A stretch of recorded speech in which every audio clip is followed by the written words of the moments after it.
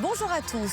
14, c'est le nombre d'accidents impliquant des enfants chaque jour en Belgique sur le chemin de l'école. Et ce, tout mode de transport confondu. Alors, comment se déplacer en toute sécurité? On vous dit tout dans Contact.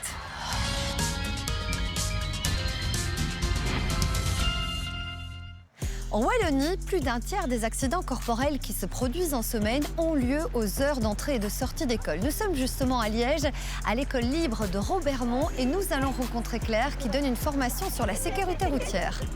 Quelles sont les difficultés principales que les enfants rencontrent sur la voie publique? La difficulté principale, je pense que c'est la communication, arriver à communiquer avec le conducteur de la voiture pour pouvoir faire quelque chose que eux veulent faire, comme traverser ou marcher sur un trottoir. C'est pour ça que je fais des animations ici. Comment est-ce qu'on vous accueille quand vous arrivez dans une école? Je pense que avec beaucoup de joie, j'espère en tout cas. Je les regarde derrière moi, mais je pense que oui. Chaque année, donc je viens depuis la première primaire jusqu'à la 6e secondaire et toutes les animations sont évolutives d'année en année. La sécurité routière, on en parle dès le plus jeune âge? On commence dès la maternelle, parce que déjà en maternelle, ils repèrent déjà ce que c'est qu'une voiture, d'où elle vient, où elle va, et on peut aller comme ça jusqu'en 6e primaire sans problème, puisque tout est évolutif. La difficulté de communication, la difficulté de la circulation, la difficulté de se déplacer ne fait qu'augmenter. Les nouveautés en ce qui concerne les engins de déplacement, les vélos, et ici, les infrastructures sont vraiment bien adaptées pour avoir toutes ces difficultés-là autour d'un même établissement. En région Bruxelles-Capitale, 20% des accidents impliquant des enfants se produisent sur le trajet vers l'établissement scolaire. Alors assurez-vous que votre enfant connaisse bien le chemin vers l'école, et ce, quel que soit son moyen de locomotion. Bonjour Daniela, tu montes? Bonjour Camille. Camille, nous sommes ici à l'approche d'une école. Quels sont les conseils qu'on peut donner aux conducteurs et aux parents qui sont au volant? Alors lorsqu'on est automobiliste à l'approche d'une école, évidemment, la première règle, c'est lever le pied et respecter les limitations de vitesse.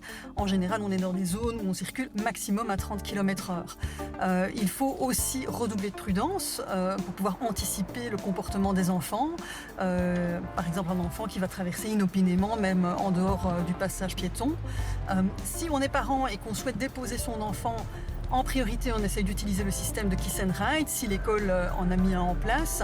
Sinon, on se gare pas juste devant l'entrée de l'établissement, un petit peu plus loin, pour ne pas constituer un masque de visibilité, par exemple en se garant juste devant un passage piéton et empêcher les autres voitures de voir les enfants qui traversent. Et bien entendu, une fois qu'on est garé, on laisse descendre les enfants du côté du trottoir et pas du côté de la route. Ce qu'on voit de plus en plus souvent, ce sont aussi les rues scolaires. Oui, les rues scolaires, c'est assez nouveau, mais on en a déjà une cinquantaine à Bruxelles. Ce sont des rues qui sont hermétiquement fermées à la circulation motorisée au moment d'entrée et de sortie des classes. Alors on ferme par exemple les rues avec une barrière nadar ou autre, et juste les piétons et les cyclistes peuvent y entrer et y circuler.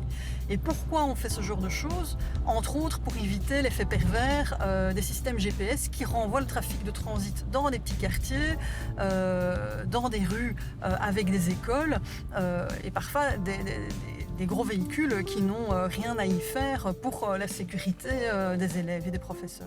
Jean-Pierre, la perception du danger par un enfant est complètement différente que par un adulte. Bien sûr, de par leur petite taille, les enfants évidemment n'ont pas la même perception de la circulation que les adultes et ne sont pas perçus de la même façon par les autres usagers de la circulation.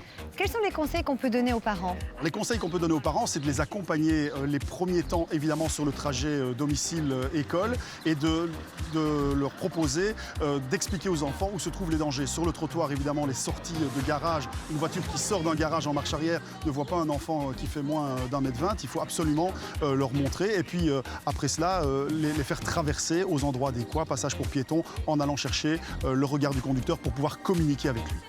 En résumé, accompagnez votre enfant sur le trajet domicile-école. N'hésitez pas à faire plusieurs fois le chemin avec lui au préalable. Montrez-lui les dangers potentiels et n'oubliez pas que les enfants imitent les parents. Soyez donc exemplaires. À la semaine prochaine et d'ici là, bonne route!